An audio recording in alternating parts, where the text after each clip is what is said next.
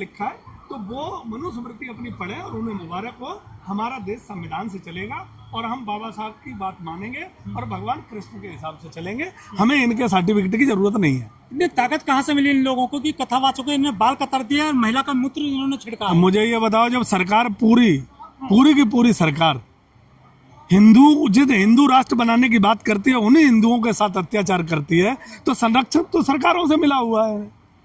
नहीं किसी की मजाल है कि जाति उद्देश्य फैला सके हमारे। तो हिंदुओं को मजबूत कर रहे हैं, कह रहे हैं एक रहोगे तो नेक रहोगे, सेफ रहोगे। कौन से हिंदुओं को मजबूत कर रहे हैं? सभी हिंदुओं को। कैसे सभी हिंदुओं को? मुझे बताओ। जो सबसे ज्यादा बिल्डोजर में हिंदुओं के मकान तोड़े गए, देश के अंदर सबसे ज्यादा बलात्कार हिंदू बेटियों का होता है, सबसे ज्यादा शोषण अगर किसी का होता है तो हिंदुओं का होता है। मुझे ये बताओ कौन सा हिंदू राष्ट्र बना रहे हैं, और भाई उस हिंदू राष्ट्र में कौन कौन लोग होंगे? सिर्फ अगर बागेश्वर बाबा अगर अपनी जाति को हिंदू राष्ट्र में शामिल करना चाहते हैं तो अपनी जाति के प्रधानमंत्री बनेंगे। वोट का अधिकार जो है वो जो 85% लोग हैं उनका खत्म हो जाएगा क्या? हिंदू राष्ट्र बनाने की कल्पना देख कर सकते हैं, लेकिन जब तक बाबा साहब का संविधान है ये किसी का कुछ नहीं बिगाड़ सकते। जब तक इनकी सरकार है ये अत्याचार कर सकते हैं, अन्याय कर सकते हैं, उत्पीड़न कर सकते हैं, और अगर सब कुछ तुम्हारे पास हो जाएगा तो मुकदमा कायम नहीं हो सकता। तो इतना कर सकते हैं। राम राज्य में एक यादव शूद्र कथा नहीं कर सकता उत्तर प्रदेश में। आपको लगता है कि राम राज्य है?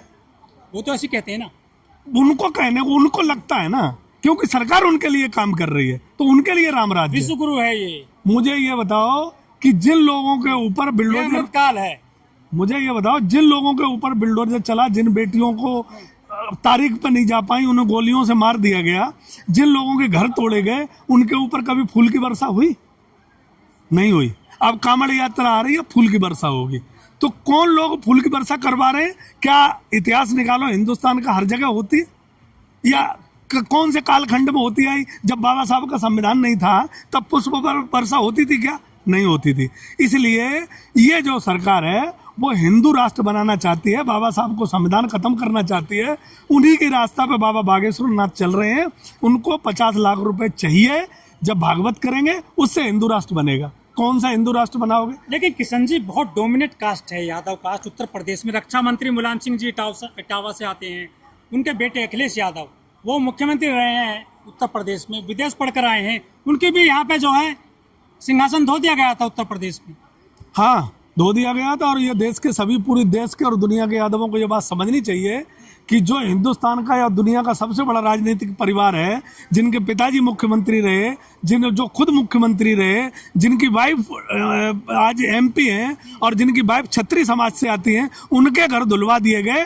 तो तुम्हारी और हमारी कोई औकात नहीं है। ये पूरे देश के यादवों को समझना चाहिए। CM बन जाओगे, रक्षा मंत्री बन जाओगे, लेकिन रहोगे शूद्री। बिल्कुल, मनुस्मृति में ऐसा ही लिखा है। जो हिंदू राष्ट्र बनाने वाले लोग हैं वो मनुस्मृति के भाषा बोलते हैं, और मनुस्मृति में उनका ऐसा ही लिखा है कि आप अगर ब्राह्मण नहीं हो तो आप अछूत हो। आपको इस देश में किसी मंदिर में जाने का अधिकार नहीं है, और किसी मंदिर में अगर आप जाओगे तो पहले तो गंगा जल से धुलवाया जाता था, गौमूत्र से धुलवाया जाता था, अब तीसरा यंत्र उन्होंने और ढूंढ लिया है, उसके माध्यम से पवित्र करवाते हैं। तो जाहिर सी बात है कि ये लोग अपने मनुस्मृति के हिसाब से चलते हैं।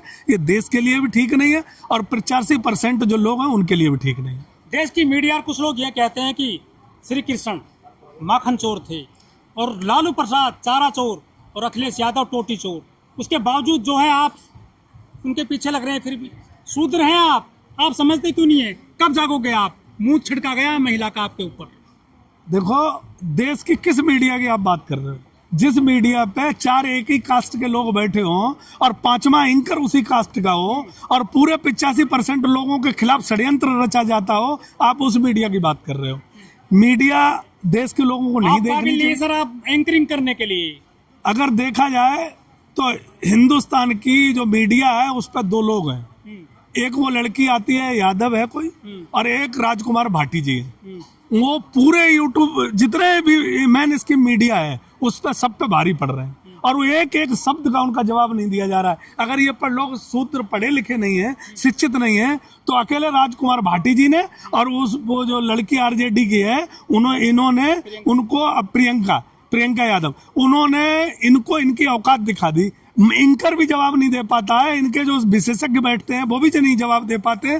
तो मैं सलूट करता हूं ऐसे लोगों को कि जो अपनी शिक्षा के माध्यम से चैनलों पे बैठ के इनकी मंच पे बैठ के इनकी बखियां उधेड़ते हैं।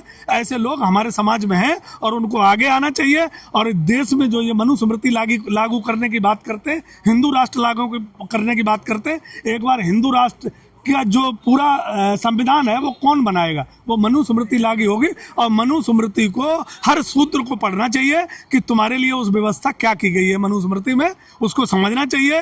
एक बार को गीता भागवत शास्त्र ना पढ़ो लेकिन मनुस्मृति जरूर पढ़ो। कहीं आप उनके धंधे पर तो चोट नहीं कर रहे हैं, आप भी कथा करने लगे हैं। देखो, पढ़ोगे तो पढ़ोगे।